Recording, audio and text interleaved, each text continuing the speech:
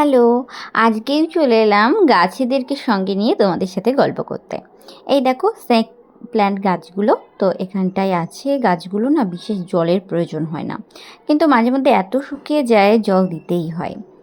আর এই গাছগুলোর বিশেষ যত্নেরও প্রয়োজন হয় না। এই দেখো, যেমন এই যে পাতাগুলো একটু একটুখানি যখন শুকিয়ে যায় এইভাবে আলতো করে এইভাবে টেনে ফেলে দিলেই গাছ একদম পরিষ্কার ঝকঝকে। তো এইগুলো তো একদম বেশি হয়ে গেছে, তাই জন্য আমিও একটু পরিষ্কার করে দিলাম। আর নতুন নতুন পাতাও হচ্ছে, দেখো এই গাছটাতে অক্সালিক্স গাছ। আর এই গাছটার জন্য একটু সমবেদনা আছে, কি বলতো, কয়েকদিন পরেই দেখবো এর নিচে, যেহেতু বর্ষাকাল আসছে, এর নিচেই সেই এক ধরনের শামুকগুলো আছে না, এসে বাসা বাঁধে। সেগুলো আগে থেকে বোঝাও যায় না। আমি যদিও এবার আগে থেকে গোবর সার ইত্যাদি দিয়ে রাখবো, জানি না কতটা কার্যকর হবে, একটু চিন্তায় থাকি এই গাছটা নিয়ে প্রত্যেক বছর বর্ষার সময়।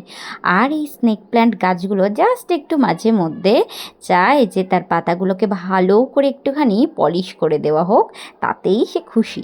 তাই আমি একটুখানি জল আর একটু টিস্যু নিয়ে ভালো করে এগুলোকে একটু পলিশ করছিলাম আর কি, পুরো একদম পলিশের মতোই, দেখো একদম ঝকঝকে চকচকে লাগছে।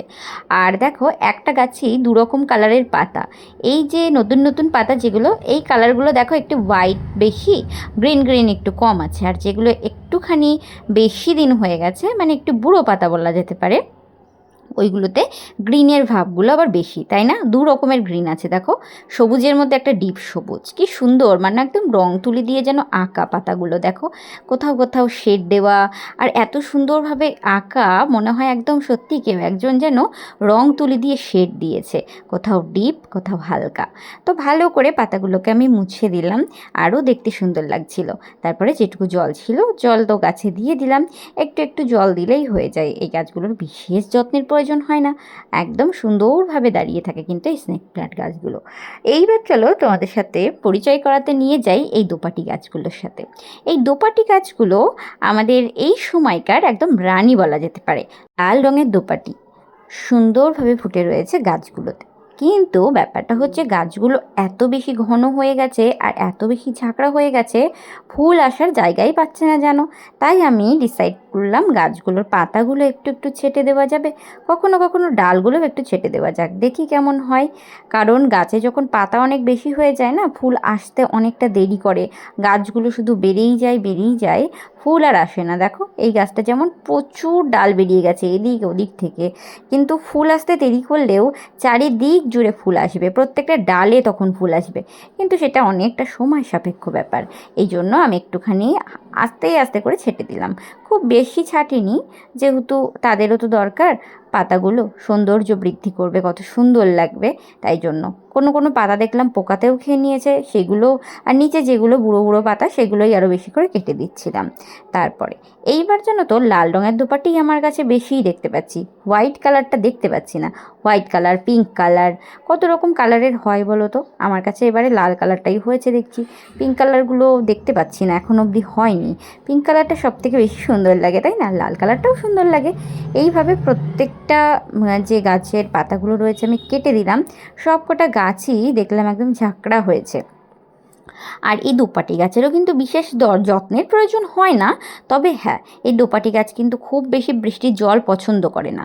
তারপরেই যখন বৃষ্টির জল জমে যায় এর গোড়াতে, কিন্তু পচন ধরতে শুরু করে দেয়। তাই জন্য একদম বৃষ্টির জলও ভালোবাসে, তবে সেটা কিন্তু জমতে দেওয়া যাবে না কোনোভাবেই।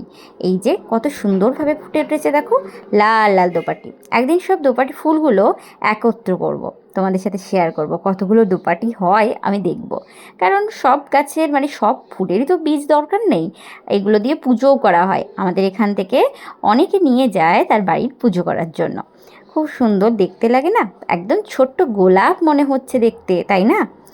আর এই দোপাটি গাছগুলো ভালো করে এইভাবে কাটার পরে একটু মনে হলো গাছগুলো একটু নিস্তার পেয়েছে, একটু হাঁপ ছেড়ে যেন বাঁচলো।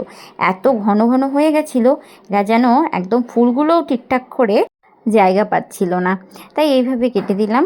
এছাড়াও এই দোপাটি গাছের আরও একটা মাহাত্ম্য আছে, কি বলো তো? আমরা যখন ছোট ছিলাম, এই ছোটোবেলার একটা গল্প আছে।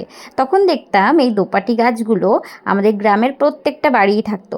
আর আমরা কত যে দোপাটি গাছের ফুল দিয়ে খেলতাম। আর এখানে দেখো যে পোকাটা দেখতে পাচ্ছ না, ওই পোকাটাই সব পাতাগুলো খেয়ে নিচ্ছে আর কি। আমরা ছোটবেলায় এই পোকাটা দিয়েও খেলতাম, বলতাম ঘোড়া পোকা, হাতে ছেড়ে দিতাম, সুন্দরভাবে হেঁটে চলে বেড়াতো। আর এই দেখো পর্তুলিকা গাছগুলো এর আগের দিন তুললাম না, ওইখানটায় ভালো করে রোপণ করে দেওয়া হয়েছে। আর এইটা দেখো, এটা আমি সেই বোতল কেটে বানিয়েছিলাম একটা পর্তুলিকার জন্যই, কিন্তু এটা একদম অযত্নে দেখলাম পড়ে আছে। এটাকে ব্যবস্থা করতে হবে বলে বাইরে বের করে রাখলাম। দেখো পর্তুলিকা গাছ কিন্তু যে রকমভাবে খুশি বেড়ে উঠেছে। এখানে দু রকম কালারের পর্তুলিকা আছে। এইটাও দেখো বোতলটা ফুটো করেছিলাম পর্তুলিকার জন্য। তো এখানে দেখলাম কালো মেঘ, তুলসী ইত্যাদি গাছগুলো হয়ে এসছে। পর্তুলিকা গাছটা এইভাবেই রয়েছে, কিন্তু এইভাবে তো আর রাখা যায় না, এটাকে যত্ন করতে হবে, এটাকে রোপণ করতে হবে নানা রকমভাবে। টাটা।